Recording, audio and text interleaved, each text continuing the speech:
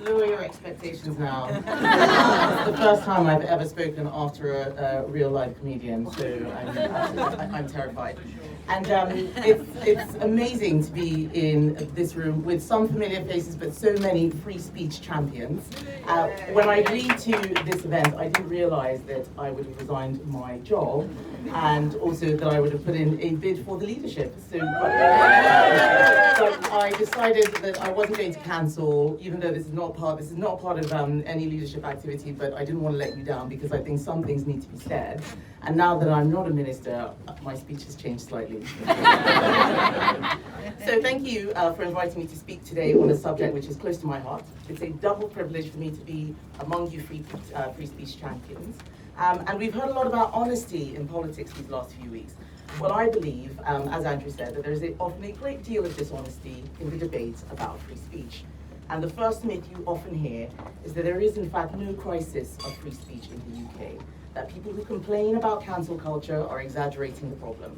People who say that they're either wildly out of touch with reality or they're being disingenuous when they say that. I leave it to you to decide which one. The facts are crystal clear. Firstly, on the climate of opinion, particularly in universities.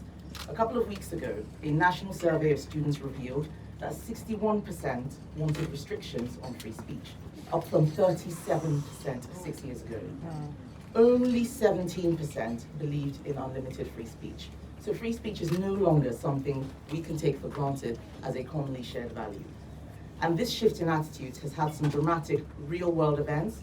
We know from the excellent work of organizations like the Free Speech Union and Index on Censorship that there have been many instances in universities of events disrupted and closed down, or speakers being disinvited because their views are seen as too controversial. The second myth you often hear is that the debate about free speech is a conspiracy whipped up to spark a culture war, or it's a cover for bigoted middle-aged white men to spout politically incorrect nonsense. Well, I'm not middle-aged, I'm not white, and I'm not a man. And Tony Sewell, Julie Bindle, I'm sure that I am a woman, and I know what a woman is.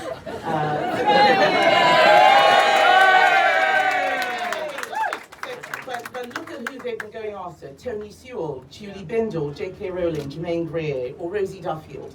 These aren't even conservatives, last time I looked. They're left-leaning feminists, and they are more likely to be persecuted than I am, because the number one priority is to silence dissident opinions on the left.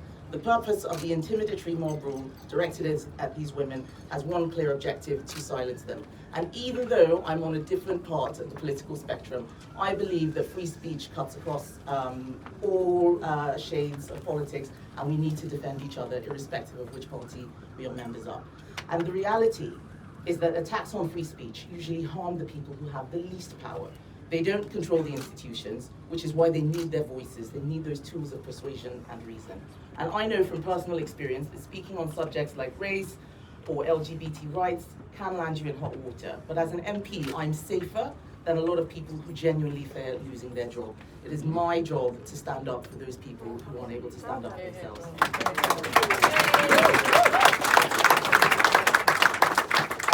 So I've talked about the vast array of political representation in this room. As a conservative, I believe that the right of an individual to make up their own mind is the cornerstone of a good and free society. But we all believe in these fundamental rights, not just because it is the basis of human dignity and autonomy, but because we cannot hope to function well as a society if we cannot debate ideas and dispute facts.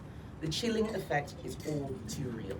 As a minister, I met clinicians unable to express honest professional opinions about patients in their clinics, schools and NHS trusts who felt pressured to end the use of the words woman and girl, and even for those of you who saw my toilets announcements on the abolition of gender-neutral toilets, you wouldn't believe how tough it was to get that through. I had civil servants writing on the notes which I had put out, saying that you can't say that and we need to check whether that's something you're allowed to say. I didn't change a word. But I am inspired by many of the brave activists in this room and outside it, because more and more people are waking up to the eternal truth that it is wrong and dangerous to limit speech. it leads to bad outcomes for society, and it marginalizes the very groups we claim we want to protect. And that's why the free speech bill for universities is so important. It will give academics the protection they need to do their work without fear of losing their jobs. And it will remind the powerful hierarchies that run these institutions that they have a duty to protect this important value. But of course, the answer to this is not just more and more and more legislation. As we meet, Parliament is now legislating for hurt feelings through the online safety bill. And I think that this bill is going to have some serious implications for free speech. I have supported the government in every single vote since I became an MP. I'm not going to be supporting it this week in its present form. So, to conclude right now, the crucial thing is to celebrate the power and importance of free speech in our wider culture. It's the lifeblood of democracy, freedom, and human progress. And that's why I'm so glad to be with you all today. And together, we will win this fight for freedom. Yeah.